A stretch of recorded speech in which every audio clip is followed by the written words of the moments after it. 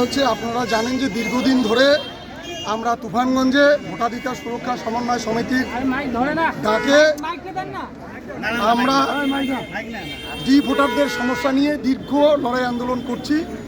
আজকে তার অঙ্গ হিসেবে আমরা গোটা রাজ্যেই বিভিন্ন যে ব্লক ডেভেলপমেন্ট অফিসার আছেন তার কাছে আমাদের দাবিপত্র তুলে দিয়েছি। বিষয়টা হচ্ছে আমরা দাবি করেছি আজকে প্রশাসনের কাছে যে এক নম্বর যে আমাদের দাবি ছিল যে ডিলিট ভোটার যারা ট্রাইব্যুনালে থাকা ভোটারদের নাম দ্রুত নিষ্পত্তি করে এবং তাদের নাম ফাইনাল ভোটার লিস্টে তুলতে হবে। এইখানে বিডিও সাহেব সে আমাদের দাবির সঙ্গে সহমত। তিনি বলেছেন যে আমরাও চেষ্টা করছি যে আমাদের এই মহকুমাতেই ট্রাইব্যুনাল করে যাতে মানুষের নামগুলো দ্রুত সম্পন্ন করা যায়। এবার 2 নম্বর দাবি হচ্ছে আমরা করেছি যে মানে ডিলিট ভোটারদের বিচার প্রক্রিয়া শেষ না পর্যন্ত পুলিশে হয়রানি করা চলবে না। সেইটা উনি পূর্ণ সমর্থন করেছেন এবং আগামী দিনে এই রকম যদি কোনো সমস্যা হয় বিডিও সাহেব আমাদের বলেছেন যে ওনারা যেন আমাদের সঙ্গে যোগাযোগ করেন এবং পুলিশ এদের হয়রানি করলে আমরা এর দেখব আর কি বিষয়টা। ফলে আমি এই যাদের ট্রাইব্যুনালে যারা আবেদন করেছেন এই মানুষদের বলবো যে আপনারা অযথা হয়রানি মানে অযথা ভয় পাবেন না। 3 নম্বর বক্তব্য হচ্ছে এই যে ট্রাইব্যুনালে আবেদন করা ভোটারদের যে সরকারি সুযোগ সুবিধা এগুলো কোনোটাই বন্ধ হবে না।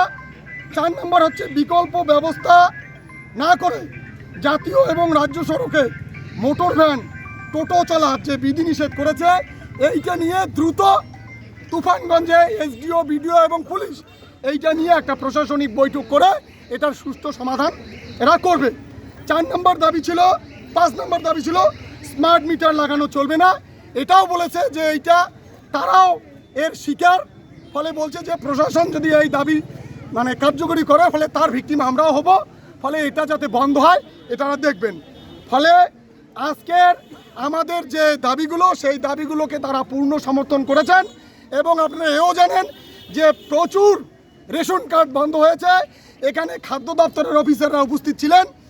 তিনি নিজে দায়িত্ব নিয়ে বলেছেন যে এই সমস্যা এই 2-4 দিনের মধ্যে যে নামগুলো আমরা জমা দিলাম সেগুলো 2-4 দিনের 7 দিনের মধ্যেই এর সমাধান হবে। ফলে তারা রেশন পুনরায় পাবে। আমরা বলেছি যে রেশনটা পেলো না তার কি হবে, বলছে যে দেখেন এটা আমরা পাবো না কিন্তু সামনের মাস থেকে তারা রেশনটা পাবে তার ব্যবস্থা তিনি করে দেবেন। ফলে আজকের আমাদের যে ডেপুটেশন কর্মসূচি আমরা মনে করি ফলপ্রসূ এবং টোটো ভুটভুটি চালকদের যে অভাব অভিযোগ তারা শুনেছেন এবং দ্রুত প্রশাসনিক বৈঠক করে তার সমাধান হবে। আর এইখানে আমরা বলেছি যে হোল্ডিং সেন্টার তুফানগঞ্জে আমরা করতে দেব না এবং তারাও প্রশাসন সেটাও আমাদের বলেছে যে আমরা এখানে এই বিষয়টা নিয়ে আমাদের কোনো এখনো নাই। ফলে আমরা এটা করছি না। আর হচ্ছে এই যে পুশব্যাক সেটা আর হচ্ছে না, পুশব্যাক হচ্ছে না। এইটা আপনারা পরিষ্কার বুঝে নেন যে এইরকম যদি পুলিশ হয়রানি করে ফলে আমরা তার বিরুদ্ধে ব্যবস্থা নেব। আমার নাম অর্জুন বর্মন, আমি ভোটাধিকার সুরক্ষা সমন্বয় সমিতির তুফানগঞ্জ মহকুমা সম্পাদক। এই থ্যাংক ইউ।